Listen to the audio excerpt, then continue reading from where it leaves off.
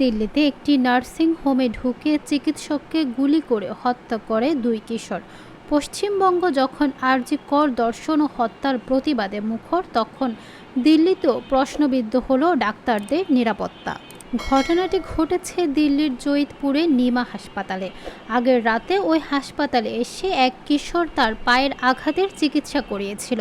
সেও তার বন্ধু আবার ওই হাসপাতালে গত রাতে আসে। তারা ওই আঘাতের জায়গায় আবার ড্রেসিং করাতে চায়। ড্রেসিং করে দেওয়ার পর তারা বলে চিকিৎসকদের সঙ্গে প্রেসক্রিপশন নিয়ে কথা বলবে।